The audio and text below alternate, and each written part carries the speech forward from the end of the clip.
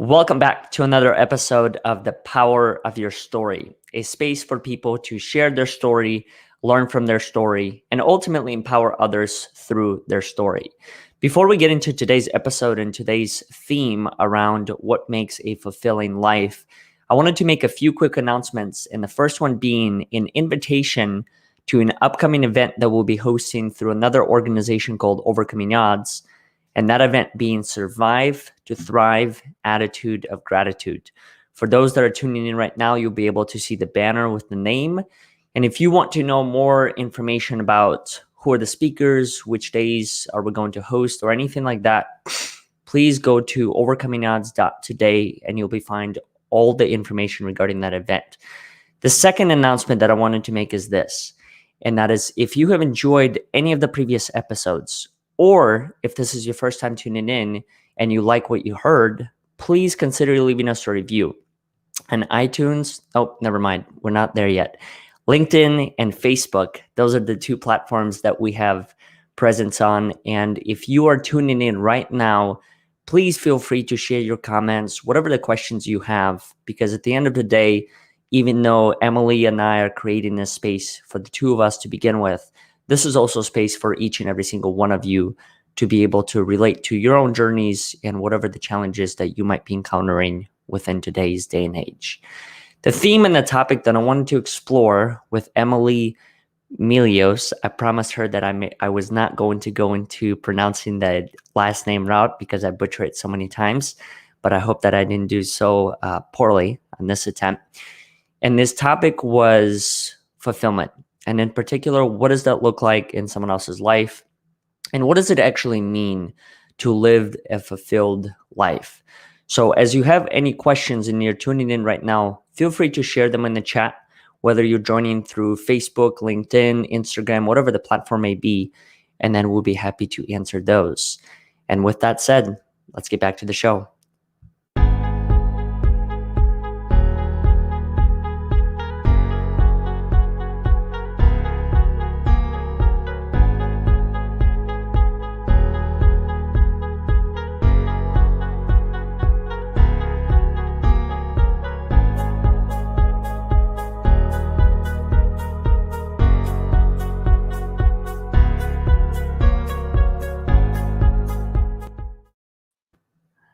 There she is.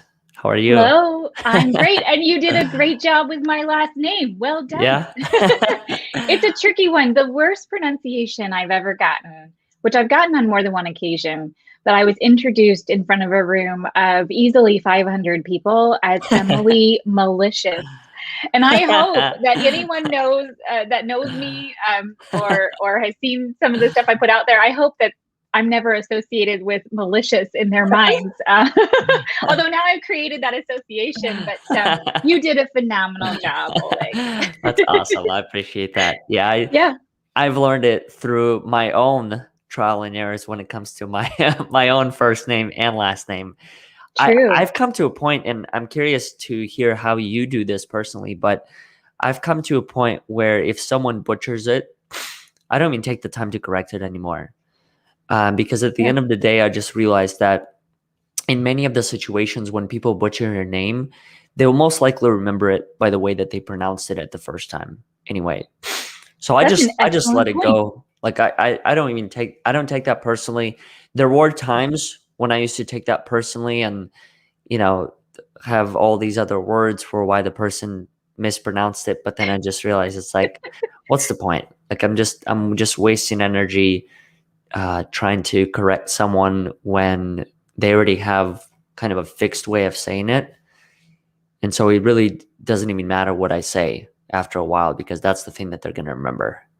It's a good point. Although thank goodness that LinkedIn now has that option where you can listen to how somebody pronounces your name. I don't know if you caught that, and I need to figure out how to do it. So everybody tell me how to do that. But you can add a recording of your name. And I have certainly benefited from that for other people's maybe trickier to pronounce name, but that's, I think, an awesome feature. But I'm with you. It's not worth fighting that battle unless you call me malicious. Then we need to talk. But otherwise, I'm with you. I'll take whatever, and as long as we can, enjoy the conversation together, which I know we're going to do today. What's the meaning of your name? What does Emily mean to you? Oh, Emily, I thought you were going to ask me Melious, because of course that's my married name, which is a name that I've had for almost 14 years now, but all I know is that it's Welsh. The name of, or the meaning of Emily is actually I think it's hard worker. All the Uh-huh. Emilys out there, give me a shout out. Let me know what this means. I would like to think that is appropriate. I think like industrious comes to mind. This is so interesting that you asked this question, because I'm having to go way back to like my elementary school, middle school days, where you would go to all those tchotchke kind of places, Hmm. and they would have those, just again tchotchkes, knickknacks, but they would have them by your name. You had to you'd like twirl through the rotating rack, and you'd find your name, and it would have what your name means. And I used to do that, but gosh, it's been years now. Now I have to go look that up after this conversation. But I hope it means all things amazing and fulfilled. Hmm. Yeah. I was just curious because I was having a conversation like this with a friend of mine, and Mhm. I found out that my name, my first name, I think there were a couple of things around it like holy and blessed, Ooh. and then the last name, had something to do with being head of a river. And I've heard that a couple of times from people, this reference to water. And Hmm. I don't know like what the actual meaning and significance is behind water. I know that I don't know if you know Bruce Lee. He used to talk Mhm. about like water quite a bit and being in one with water, but I never really had the time to dive in and like understand what does that even mean to begin with.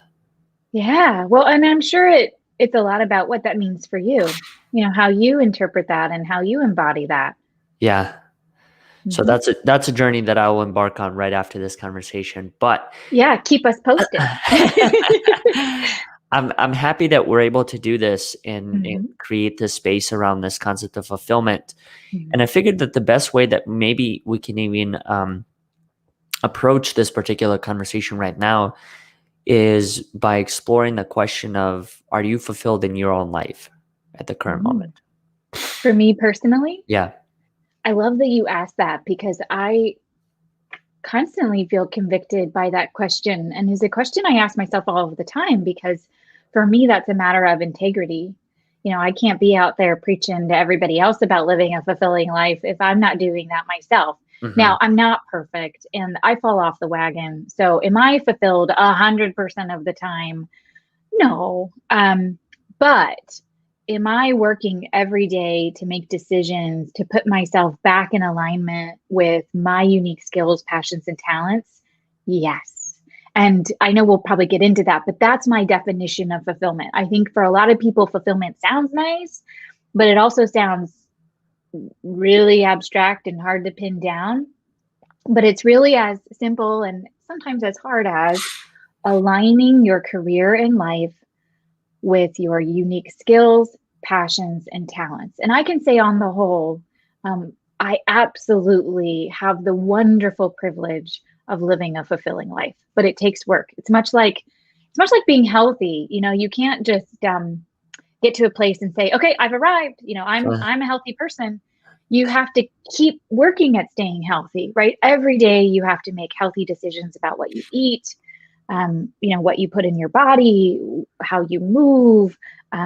It's a series of small daily decisions that maintain this place of health. And it's the exact same thing with fulfillment. There are certainly big decisions that can have much bigger impact, but it's a series of daily decisions. What do you think brings you that fulfillment?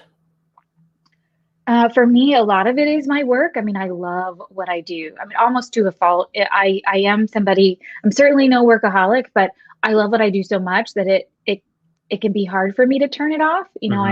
I think about it in the evenings. I think about it on the weekends. I get excited to do stuff. I mean, I do get tired too. It's not like I could do it 100% of the time. But my work just brings me wonderful fulfillment. But it's not just because I'm passionate about what I do. Again, that's only 1/3 of the equation. And I think a lot of people get misguided in over focusing on that passion piece. If I just do what I love, I'll never work a day in my life, right? That's a popular saying. But I actually posted just on LinkedIn today, so y'all can go check it out, that passions aren't enough. Doing what you love on its own is not enough. Now, I'm not saying go do something you hate, right? So the opposite, it doesn't work like that. But yes, you need to love it. Yes, you need to be passionate about it, which thankfully I am. I mean, I'm paving my own way in life, so I get to choose that, which is great.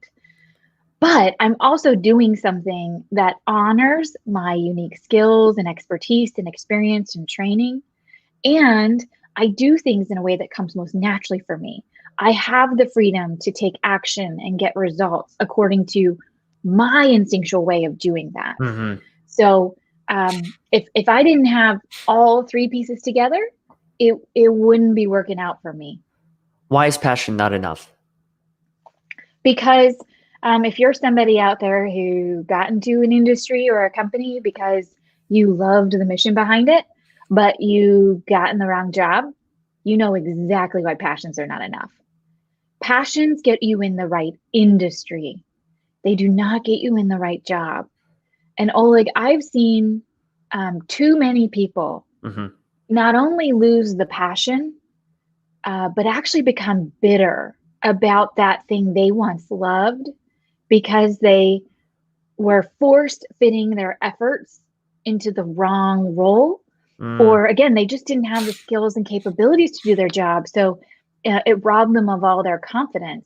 So, I kind of call it like operating on passion fumes. You've only got so much in the tank. And if you're just, operating on fumes, you're going to run out of fuel. Mm-hmm. And, passion just can't take you the whole distance. It's interesting that you mentioned that because I've been exploring that whole concept for quite some time now, Mm-hmm. the whole concept of passion and purpose, and trying to understand what is the difference and to what Mm-hmm. degree can you rely on either one of those, and then where do they fall short? Because I've heard similar things, especially in regard to like motivation and inspiration. Yes. Is Yes. that motivation? It's not enough because it's enough to get you. It may be enough to get you started, Started. Yes. but then after that, I think there's something that's unique that happens, and it's probably the form of discipline and finding consistency and whatever else that plays a role. But I'm glad that you shared that because it really it helped expand my own perspective around it. Help me understand that passion might be enough to get you started in as far as exploring the different fields, but outside of that, seems to be another set of skills that one has to develop. Right. Passion gets you started, but it doesn't keep you going. So this actually, what we're talking about is actually pretty sophisticated science process. So our brains, to go from resting Uh-huh. to purposeful action, go through 3 stages. So you hit the nail on the head. The very first thing that has to happen is you have to have motivation, which is synonymous with passion and beliefs and values and engagement. So that's the spark that starts the fire. If any of you have teenage kids, you know that if they're not motivated to clean their rooms, it's not getting clean, right? So, and there's plenty of things that if you don't care, it doesn't matter how skilled or talented you are, you're not going to put any effort in. So that is the very first domino that has to fall to get us from doing nothing to getting a result. But again, there's plenty of passionate people that don't get to that end result. And I mean, there's only so much time in the day. I have got lots of passions, but I don't get results in all of them. I have to make decisions. So then the next domino to fall is the big one that everybody misses. It's a third part of your mind that you've probably never heard about before. It's called conation, or the conative part of the mind. It's not your left brain. It's not your right brain. I call it your back brain because it's actually in the occipital lobe. It's the most primal part of your brain. It's one of the earlier parts of your brain to develop, which is why we call it your instincts. So your instincts aren't your personality, and it's not your skills, It's not why you do things. Simon Sinek has got us all thinking about our why. It's not that. It's actually your how. So Oleg, I know you and I are both really passionate people. I know Right. we've got a lot of skills and capabilities, and you and I might strive towards the exact same result. But I have a hunch that the way I get there is different from the way you get there. And Right. it's not like my way or your way is better or whatever. They're just different. So each one of us, every single human being from birth, is hardwired with this pattern of taking action. And we call it RMO. It's something that's measured by a company called Colby Corp. They're the only organization to measure it, which is why I really enjoy using their tools. It's great insight. But this pattern of taking action that is instinctual, it's something that we don't have to follow it. We can do it a different way. We can force spread our efforts, but there's tons of friction in that. So that being the second domino to fall, once we're motivated, my next question is, in order to be fulfilled, do you have freedom? Do you have freedom to operate in your own way? Because Hmm. if you don't have that freedom, it's a ticking time bomb. It's unsustainable. There's only so long that your brain actually can maintain that. And then the third domino to fall is our reasoning, our evaluation, our skills, our experience and training. So I could be highly motivated. It could align with how I naturally do things. But if I have no idea, like, I mean, I can't go to the hospital today and show up to be a surgeon. I have not gone to Uh, medical school. So it's really the three dominoes have to fall, and they have to fall in that order.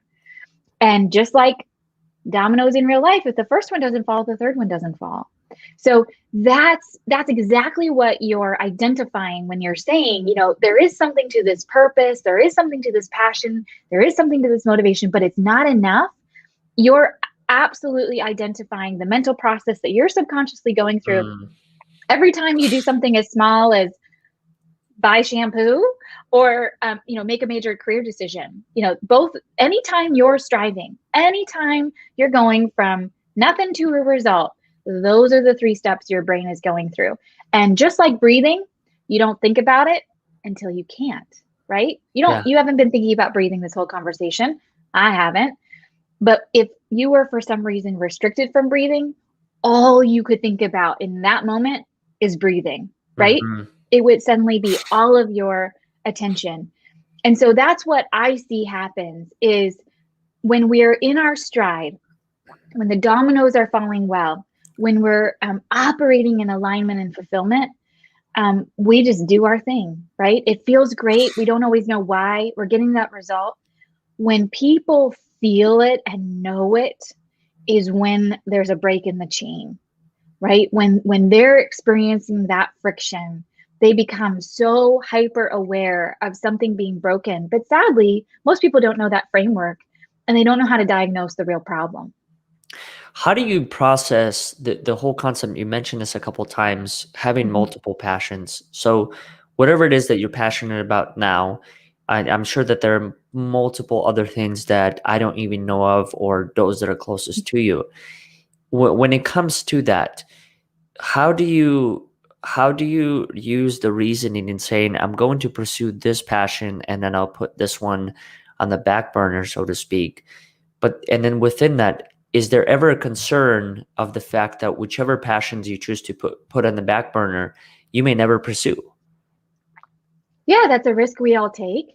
I love that you're talking about this, Oleg, because it's so important to say and to recognize and be okay with, really, and maybe even give ourselves permission to have our passions evolve. The two parts of the mind, which are the bookends of that domino process, what motivates you, what you're passionate about, maybe even your purpose, that changes over time. And that's Mhm. okay. It's not something that's fixed about you. So I find that encouraging because, maybe in the past you haven't really found that thing, but it might still be evolving and you're evolving. That's okay. But that isn't a forever thing. Also, your skills aren't a forever fixed thing, right? Those evolve, those change. You can gain new skills. You can forget things. I studied 8 years of German and I'd be hard pressed to put together a sentence embarrassingly. So I lost all that. Um, so that's okay. I think sometimes people feel almost this undue pressure to like find their passion for life, right? And I would Right. say, what is your passion right now? What do you love? What are you fueled by now? And just focus on that until the next thing comes. Now, you're right. Sometimes the answer to that is multiple things. And what I would say is remember the fact that we have finite mental energy. Just like physical energy, it runs out, right? I am not a runner. I wasn't gifted with any athletic abilities, as my husband can tell you. Um, but I have seen the end of a marathon, right? I know what it looks at the end of the race. And when those runners cross the finish line, they are almost falling over the line, right? And they get finished and they sit on the curb. They're panting, they're drinking water, they have to sit down and rest, right? No amount of wanting to run another marathon or maybe even having, the training to run another marathon is going to let them, because their bodies are saying, oh, I'm spent, I'm done, right? Their physical energy ran out. And while that sounds more obvious, I think when we think about our physical limitations, Hmm. I find people don't translate that as well to the thought of our mental effort limitations, our striving limitations. Mm. Because I'm a type AAA personality. I'm super overachieving, ambitious, whatever labels we want to say. And I think just maybe more of an American mindset, if you will, is that like Energizer Bunny, right? We can go, go, go, go, go, and then go some more. Well, your brain's not going to cooperate with that. You don't have endless striving energy. And so we either have to make the tough choices about which passions we're going to pursue, which activities we're going to do, where we're going to commit all that mental energy, or your brain's going to make it for you. And you're probably not going to like the decisions that your brain makes on your behalf, because what that looks like is actually burnout. Mm. So it's not a question of if you're going to decide where to allocate your mental effort. It's really where, or are you going to make the decision for yourself, or are you going to allow that to devolve to a place where your body actually screams out and requires you to stop? Do you find that the American culture of go, go, go mentality, is that in alignment with your own version of what fulfillment looks like? Or do you have to break away from that at times to kind of find your own pace and your own alignment? It definitely is different. Because of all the things that I just said. I mean, we cannot go, go, go. Hmm. And I love the conversations that are happening around work-life balance. Now, if you're unfulfilled in your job, in other words, if your job does not honor your skills, passions, and talents, then it's almost impossible to sort of balance that out with enough rest, right? So you need more rest and you need more downtime, but you absolutely have to get that alignment right when you are striving, which is probably at work, Mm. to make that work ultimately. But yeah, I mean, if you're, even if you're in alignment, you can't work 12 hours a day, 5, 6 days a week. I mean, it's just your brain's going to go into blah mode. And for those of you that have done that, because I know we've all pushed at times, and some Yeah. people, don't always have the choice to do that. And I admire and honor the people that are pushing well past that, natural point, because I know they're working hard. But yeah, we just, you have to stop. One of my favorite quotes is from Kathy Colby, who does all the brain research on conation, and her favorite saying is, "Do nothing when nothing works." And there's so much power in doing nothing, and I mean like Yeah. really doing nothing. I don't mean spending your weekends cleaning out your closets because you're not working. I mean like really doing nothing. And that is something I find that people have a hard time doing. That concept of a bench and nothing. I mean, watch stupid TV, take a walk and have no idea where you're going. Um, Try to, play a game and don't try to win, and those are hard things to do, but practice makes perfect. And if you practice doing a bunch of nothing and don't feel guilty about it, that's a, I think there's a lot of self-talk around that harms us. Don't feel guilty about it, because by doing nothing, you're recharging the tank, which means tomorrow you can be fully present and fully capable with the people and things you love most. Mm. Without that, we're always operating on fumes, and we're not really good for anybody in that instance. I think very rarely will you find me playing a game not wanting to win. I know that one's toughest for me too. That one's hard for me too, The other especially when two, I'm playing my kids. Yeah, the other two I might be able to yeah, do, but playing a game and not wanting to win, that's a hard one. And I think much of that is just because of how I'm wired and how I work on myself to be wired. And it's that competitive spirit that always exists within. I know that with my friends, my friends and I, we joke about it now, but whenever we were younger, every single time we would play video games, and we still do. You know, we can't play the game for the sake of playing the game. We have to put like, it you know, becomes intense. $5 or $10, like the winner loser pays, because Mhm. otherwise, and I think there's a healthy balance between doing the two, you know, not having that turn into a form of addiction. But in my opinion, whenever I played games and there was some sort of monetary outcome, so whether it was 5, 10, whatever the amount may be, what I Yeah. realized was that in having that work simultaneously with you as you're playing the game, in my opinion, it actually unleashes your highest qualities, your highest skills, because then there's something else that you're playing for. There's something else that's like motivating the behavior. And for me, I don't know how it is for you or anyone that's listening. It's harder to put myself in that position when there is just like, you know, play for fun. Like I remember my mom sometimes would say that, oh, just go out there and, you know, have fun. Like Mhm. Yeah. it doesn't matter if you win or you lose. But in my mind, I was just like, it does matter though. So you went right back to the dominoes, Mm-hmm. right? Because the first domino to fall is motivation, caring.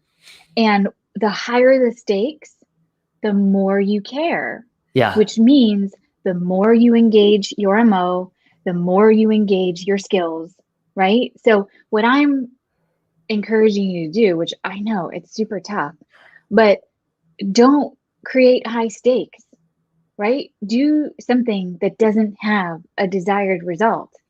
Because when we up that all in factor, when we Yeah. increase the motivation, and by the way, when there's money involved, that usually brings out people's MOs and skills the most. You really see it, right? Because that's something we care a lot about.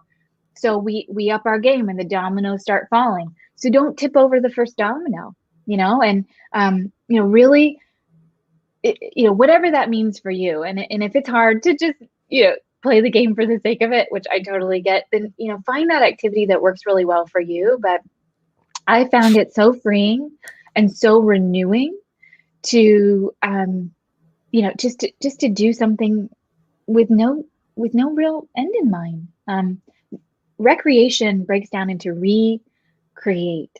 Mm. So, how am I, how is everyone listening recreating their mental energy?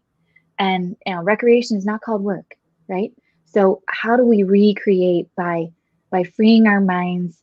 Actually, the five senses are one of the ways that we replenish our mental energy. So going on that walk, not knowing where you're going, taking in all the sights, the sounds, the smells, eating a fabulous meal, listening to a fantastic record. I know my Mhm. husband and I enjoy records these days, or a piece of music, or listen to a symphony, which I know is harder these days. But really challenge yourself to be intentional about the non-striving time, just as intentional as we are about the striving time. Mhm. Emily, tell us a little bit more about what it is that you have going on and how it is that you use everything that you just described in your own work. Yes. So for the past 14 years, I've been helping professionals create fulfilling lives and companies create fulfilling workplaces. Because sometimes people perceive those things as competing with one another, but fulfilled employees are top performers. And I really do believe wholeheartedly that every one of us deserves to fill a purpose and not just a seat. Mm-hmm. So I use these concepts that we've talked about, not just every day, but really as a central theme to the work that I do. And I have a couple different ways that I can work with folks, but I would love for everybody to go to emilymelious.com and check out the programs that we have. I'll also mention that I have a group coaching program called the Fulfillment Factor. So if you're Mm-hmm. really serious about creating a work and a life that is energizing, satisfying, and fulfilling, be sure to check that out, because that's the kind of people we want in the program, because that's the kind of future that we're creating for ourselves. That's awesome.